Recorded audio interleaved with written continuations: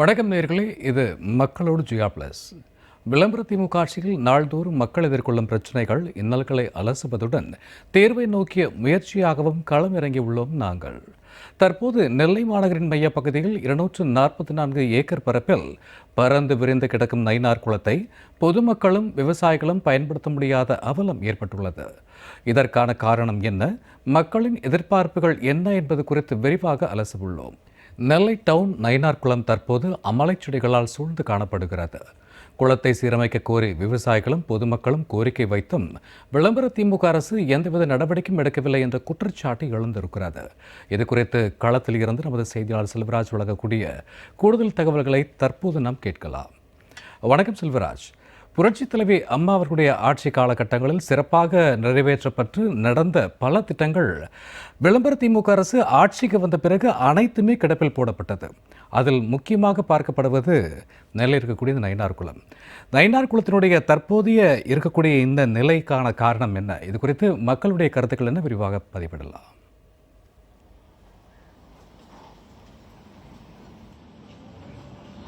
நீரின்றி அமையாது உலகு என்று சொல்வார்கள் சூர்யா. அதற்கு ஏற்ப தற்போது திருநெல்வேலி மாவட்டம் என்றாலே பல்வேறு பகுதியில் நீர்நிலைகள் மிக அதிகமாக உள்ள மாவட்டமாக உள்ளது. குறிப்பாக மேற்கு தொடர்ச்சி மலைப்பகுதியில் நெல்லை மற்றும் தூத்துக்குடி, தென்காசி, விருதுநகர் ஆகிய 4 மாவட்டங்களுக்கு குடிநீர் தேவையும் மற்றும் விவசாய தேவைகளை பூர்த்தி செய்யக்கூடிய 3 அணைகளான பாபநாசம், சேர்வலாறு, மணிமுத்தார் ஆகிய அணைகளும் திருநெல்வேலி மாவட்டத்தில்தான் உள்ளது.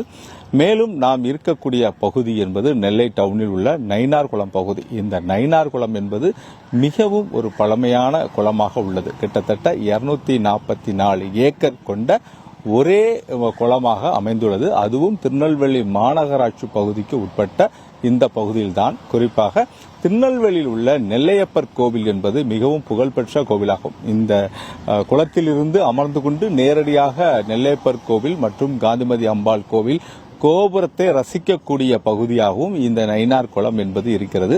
கடந்த காலங்களில் இந்த நயினார் குளம் மூலமாக ஊரடையாங்குடியிருப்பு, சிந்துமுந்துறை டவுன் உள்ளிட்ட பல்வேறு பகுதியில் ஆயிரக்கணக்கான ஏக்கர் நிலங்கள் பாசன வசதி பெறக்கூடிய சூழ்நிலையில் பழங்காலத்தில் இருந்துள்ளது. ஆனால் தற்போது இந்த பகுதியில் நின்று தங்களால் நேரடியாக இந்த நயினார் குளத்தில் நின்று தங்களால் நேரலை செய்ய முடியாத சூழ்நிலை தான் இருந்து கொண்டிருக்கிறது. என்றால் ஒரே இந்த குளத்தை முழுவதும் சுற்றி துர்நாற்றம் என்பது வீசிக்கொண்டிருக்கிறது.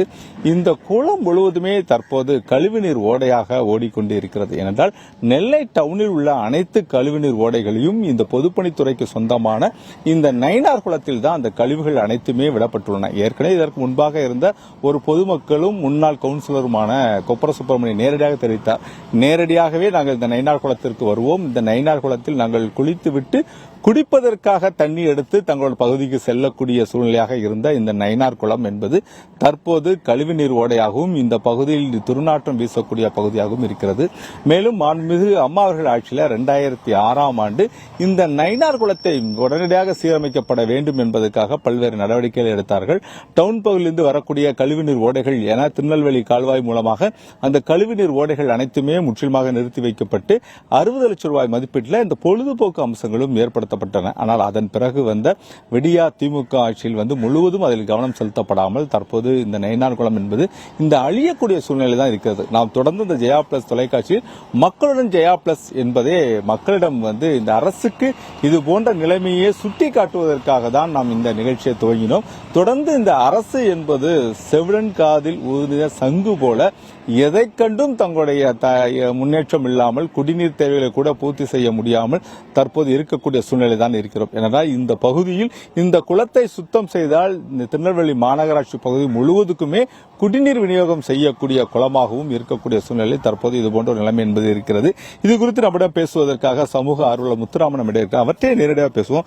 ஐயா வணக்கம். ஐயா, ஏற்கனவே இந்த குளத்தை பத்தி உங்களுக்கு தெரியும், ஏன்னா நீங்க சிறிய குழந்தையிலிருந்து இந்த குளத்தை பார்க்கக்கூடிய சூழ்நிலையாகும். தாமிரபரணி ஆறை பத்தி உங்களுக்கு தெரியும். குறிப்பாக கார் மற்றும் பிசான சாகுபடிக்காக இங்க தண்ணீர் திறந்துவிட்ட போதிலும் இந்த தண்ணீரை பயன்படுத்த முடியாமல் இருப்பதாக விவசாயிகளும் பொதுமக்களும் தெரிவிச்சு வராங்க. எப்படியா பாக்குறீங்க? அதாவது இந்த குளம்ங்கிறது நயினார் குளம்ங்கிறது இந்த குளத்தோட பேரு. இந்த குளம் கிட்டத்தட்ட ஒரு 373 ஆண்டுகள் கால வரலாறு கொண்டது. இந்த குளம் ஏன் நயினார் குளம் ஆச்சுன்னு கேட்டீங்கன்னா, தென்காசியைச் சேர்ந்த ஸ்ரீ நயினார் செட்டியார் என்கின்ற ஒருவர் வந்து இந்த இடத்த வந்து நன்கொடையா குளம் வெட்டுறதுக்காக கொடுத்துருக்காங்க. இன்னைக்கு ஒரு சென்ட் இடத்த கூட யாரும் கொடுக்க மாட்டாங்க.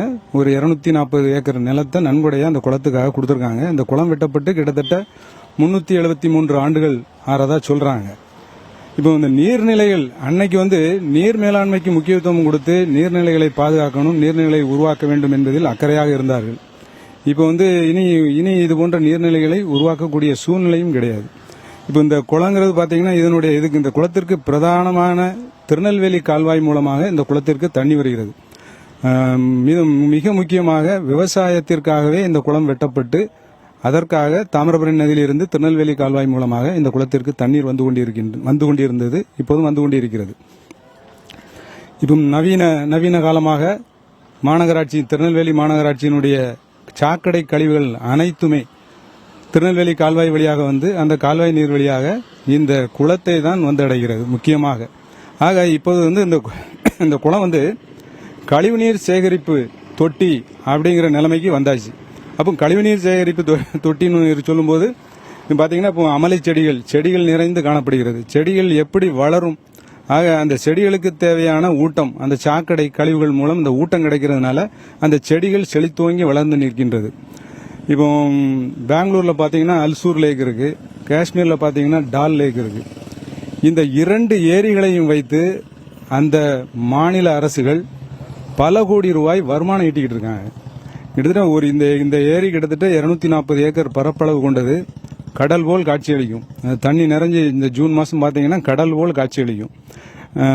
இந்த ஜூலை மாதத்துல காத்தடிக்கும் போது அந்த அலை நீர் அந்த கரையை தாண்டி வந்து ரோட்டில் செல்பவர்கள் மேலெல்லாம் தெளிக்கின்ற அளவுக்கு அவ்வளவு ரம்யமா இருக்கும். அது மட்டும் இல்ல, திருநெல்வேலியில் இருக்கக்கூடிய நெல்லையப்பர் காந்திமதி அம்மாள் அந்த கோயில் கோபுரத்தை இந்த குளத்து பகுதியில் இருந்துதான் மிக அழகாக ரசித்து பார்க்க முடியும். அந்த அளவிற்கு அந்த காட்சிகள் அவ்வளவு அழகா இருக்கும். ஒரு பக்கம் வயல்வெளி, இன்னொரு பக்கம் மரம் சார்ந்து அவ்வளவு அழகா இருக்கும். இப்படிப்பட்ட இந்த குளத்தை பராமரிக்க வேண்டிய கடமையும் பொறுப்பும் பிடபிள்யூடி கொடுக்கப்பட்டிருக்கு. பிடபிள்யூடியோட கடமை இந்த நீரை பாதுகாத்து, இந்த குளத்தை பாதுகாத்து விவசாயிகளுக்கு தண்ணீர் கொடுக்க வேண்டும். அதுதான் அவங்களுடைய கடமை. அதனுடைய இன்னொரு முக்கிய கடமை திருநெல்வேலி மாநகராட்சிக்கு இருக்கு. இப்ப இவங்க 2 பேரும் ஒன்றிணைந்து இந்த குளத்தை பாதுகாப்பதற்கு தக்க நடவடிக்கை எடுத்திருக்க வேண்டும். ஸ்மார்ட் சிட்டி திட்டத்தின் கீழ் கிட்டத்தட்ட 14 கோடி ரூபாய் இதுக்கு ஒதுக்கப்பட்டது. ஆனால் ஒதுக்கப்பட்டது சில பணிகளும் மேற்கொள்ளப்பட்டிருக்கு. ஆனால் அந்த பணிகளால் ஏதாவது பிரயோஜனம் இருக்கான்னு கேட்டீங்கன்னா எந்த பிரயோஜனமும் இல்லை.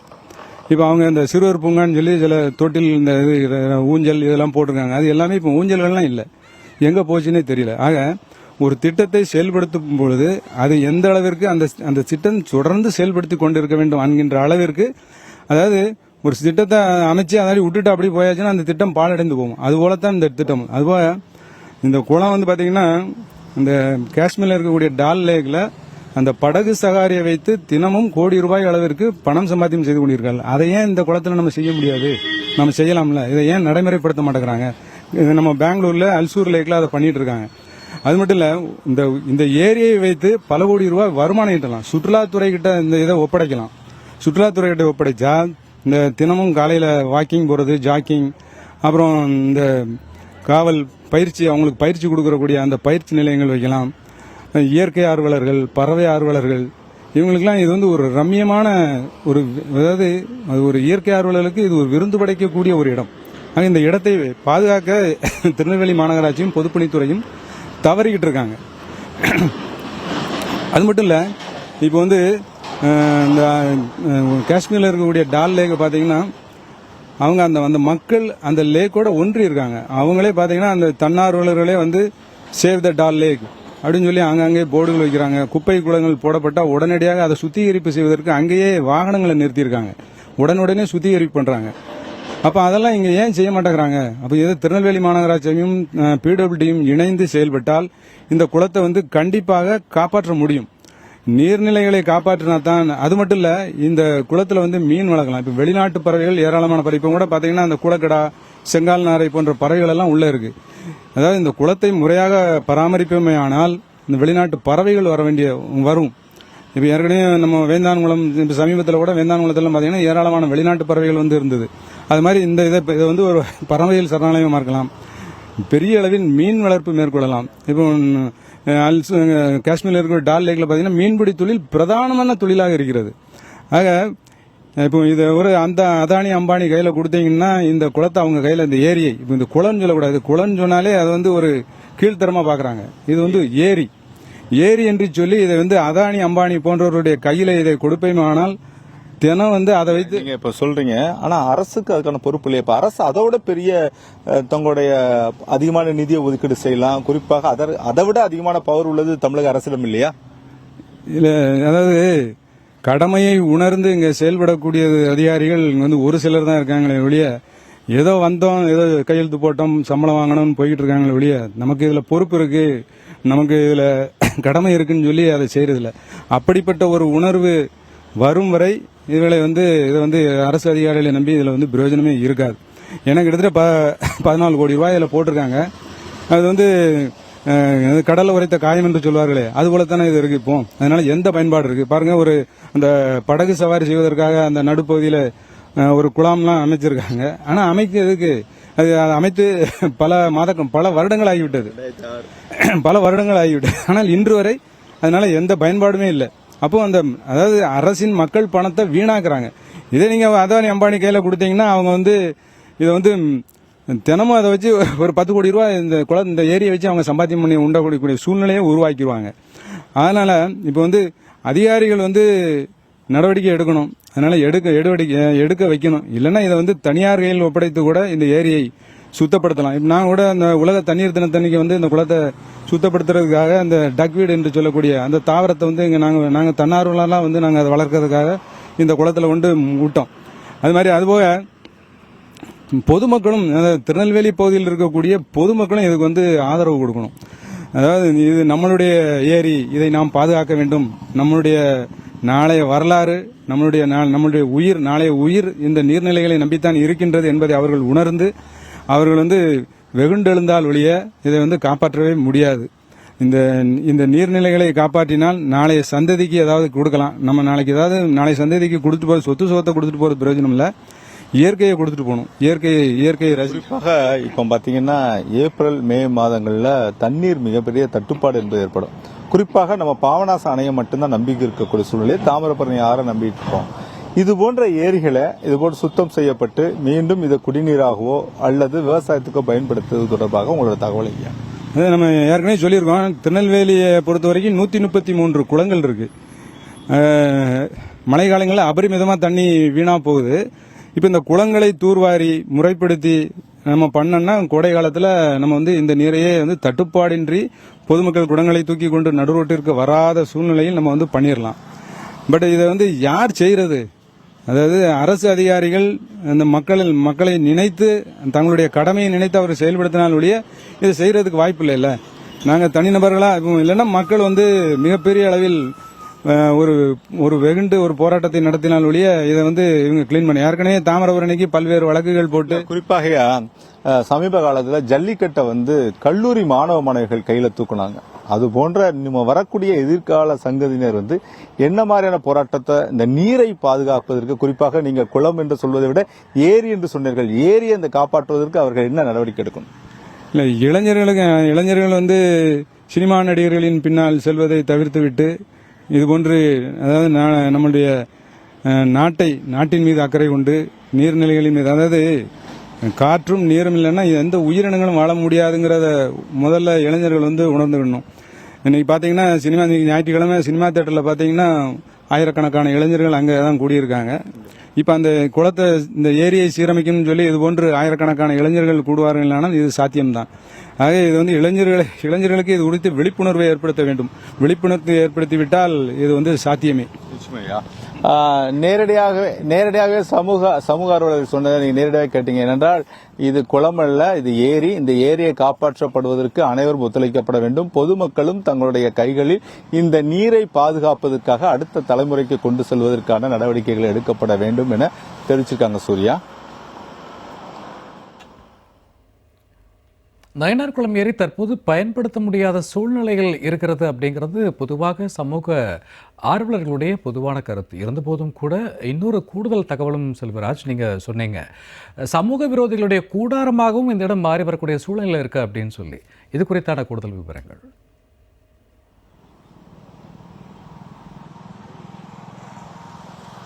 நிச்சயமாக சூர்யா, இது என்ன, இந்த பகுதி முழுவதுமே இந்த கரை ஓரங்களில் அரசு மதுபான கடைகள் என்பது செயல்பட்டு கொண்டு வருகிறது. அது நேரடியாகவே நம்ம பார்க்கோம். அங்கு வரக்கூடிய மது பிரியர்கள் நேரடியாக அந்த பாட்டிலை வாங்கி கொண்டு தங்களுக்கு மதுவை அருந்துவிட்டு இந்த சாலைகள், குறிப்பாக இந்த நடைபாதை என சொல்லக்கூடிய இந்த சாலைகளில் போட்டு உடைத்து விட்டு சென்று விடுகிறார்கள். இது போன்ற ஒரு நடவடிக்கைகள் மாநகராட்சி நிர்வாகம் என்பது இந்த ஏரியை பாதுகாப்பதற்காக நடவடிக்கை எடுக்கப்பட வேண்டும். சமூக ஆர்வலர் சிராஜ் இப்ப நம்முடைய அவர்கிட்ட பேசுவோம் இது தொடர்பாக. ஏன்னா அவரும் தொடர்ந்து இது போன்ற கால்வாய்களை சுத்தம் செய்யப்பட வேண்டும், ஏரிகளை பாதுகாக்கப்பட வேண்டும் என தொடர்ந்து பல்வேறு போராட்டங்கள் ஈடுபட்டு வர்றாரு. ஐயா வணக்கம் ஐயா. குறிப்பா நீங்க சொன்னீங்கன்னா திருநெல்வேலி மாநகரத்தில் 244 ஏக்கர் குறிப்பாக இந்த குளம் என்பது மிகப்பெரிய குளம். நீங்க மற்ற மாநிலங்களை விட இது மிகப்பெரிய குளம். இந்த குளத்தை நீங்க எப்படி பாக்குறீங்க? எந்த அளவுக்கு இது மோசமா இருக்குது? அரசு என்ன செய்யணும் சார்? அதாவது தமிழகத்தில் நடந்து கொண்டு இருக்கக்கூடிய இந்த சிசி ஆட்சி, அதாவது கலெக்ஷன் கரப்ஷன் மட்டுமே ஒரு நோக்கமாக கொண்டு செயல்படக்கூடிய இந்த திராவிட மாடல் ஆட்சியில முதல் எடுத்துக்காட்டா நம்ம திருநெல்வேலி மாவட்டத்தில் ஒரு விஷயத்த சொல்லலாம் அப்படின்னா நம்ம தாமிரபரணி பாலாகிறது. ரெண்டாவது விஷயமா நம்ம சொல்றது அப்படின்றது இந்த நயினார் குளம் பாலா போனது. அதாவது இன்னும் ஒரு 2 வருட காலங்கள் இதே மாதிரி நீங்க விட்டீங்க அப்படின்னா நிச்சயமா அடுத்து வரக்கூடிய சந்ததியினருக்கு நம்ம புத்தகத்துல இதை பத்தின விஷயங்களை நம்ம காட்டலாம், அல்லது அட்டை படங்கள்ல இந்த மாதிரி ஒரு நயினார் குளம் அப்படின்ற ஒரு இடம் இருந்தது.